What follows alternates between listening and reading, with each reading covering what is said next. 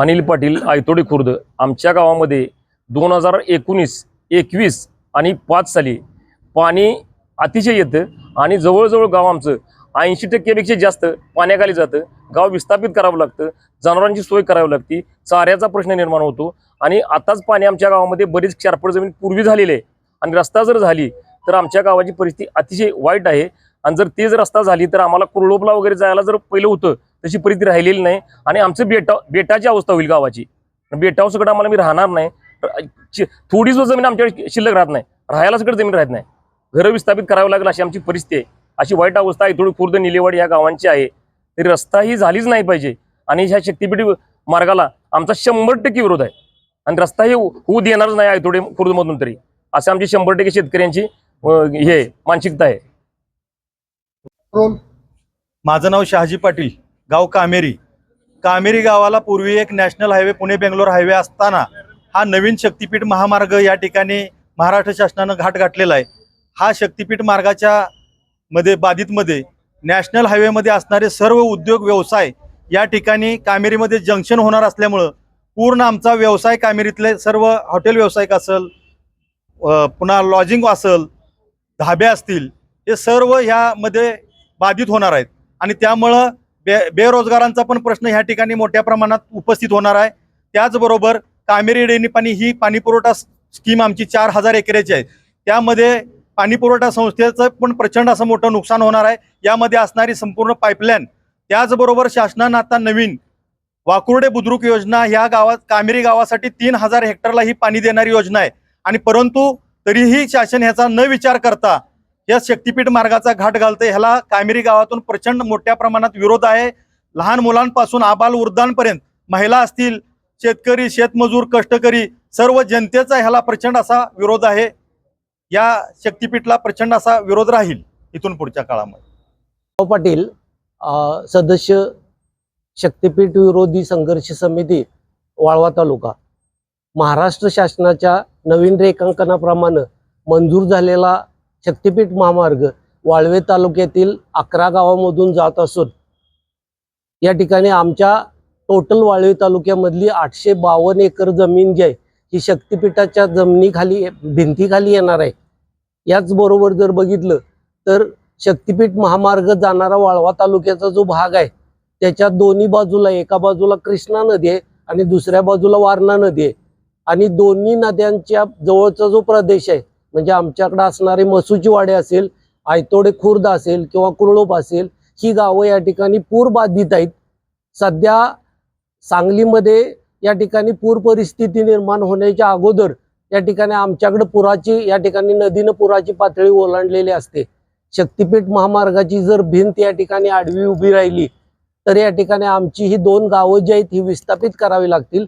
बऱ्याच गावामध्ये आमचा जो पूर्ण भाग आहे हा पूर्ण भाग या ठिकाणी बागायती असून आमच्या शेतकऱ्यांनी या ठिकाणी भूविकास बँक किंवा इतर बँकांची कर्ज घेऊन या ठिकाणी स्वतःचे उपसा सिंचन योजना तयार केलेले आहेत.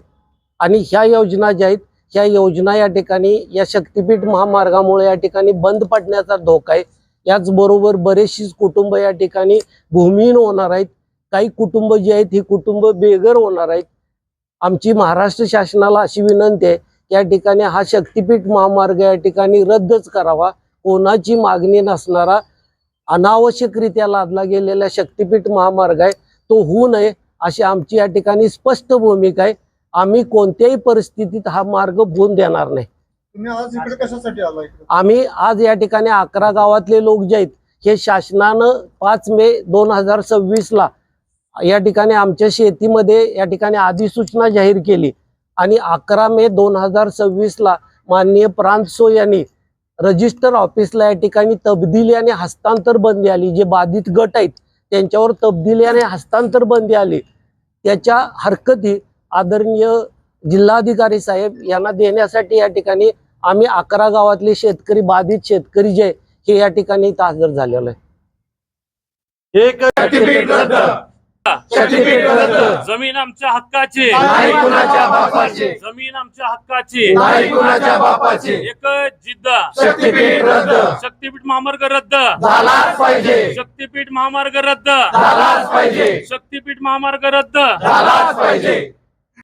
माझं नाव सचिन जाधव, शक्तीपीठ विरोधी संघर्ष समिती वाळवा तालुका सदस्य आहे. जिल्हाधिकारी महोदय यांना जी 5 मे 2026 रोजीची महाराष्ट्र शासनानं अधिसूचना काढलेली आहे आणि त्या अधिसूचनाच्या अनुषंगानं माननीय उपविभागीय अधिकारी यांनी ज्या तब्दिलीस किंवा व्यवहारास हरकत घेणारा एक बंदी आदेश काढलेला आहे, त्या अनुषंगानं आज आम्ही आमच्या व्यथा आणि निवेदन सादर करण्यासाठी 11 गावातील सर्व शेतकरी या ठिकाणी आम्ही एकत्रित आलेलो आहे. आता गरज नसलेला हा शक्तीपीठ महामार्ग शासन शेतकऱ्यावरती जाणून बुजून लादतंय. या ठिकाणी जवळजवळ वाळवा तालुक्यातील हजारो एकर शेती ही अधिकृत केलेली आहे आणि हजारो एकर शेती जी बाधित शक्तीपीठ मार्गाने होणारच आहे, त्याचबरोबर दुसरी 1000 एकर जमीन अशी ती त्या भिंत तयार झाल्यासारखी शक्तीपीठ महामार्ग त्यानं इतर शेतकऱ्यांची शेती मात्र होणार आहे, खराब होणार आहे आणि पूर्णपणे ती जमीन क्षारपड आणि नापीक अशी होणार आहे.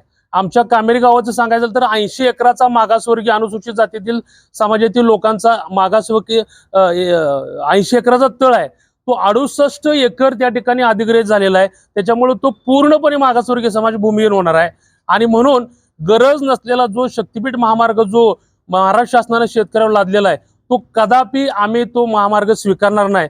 प्रसंगी रक्त सांडू प्राण द्यावा लागला तर चालेल, परंतु आमच्या शेतामध्ये आमच्या गावामध्ये आम्ही शक्तीपीठ महामार्गाच्या संबंधित एकाही अधिकाऱ्याला फिरकून देणार नाही, हे या ठिकाणी आम्ही बजावून सांगतो.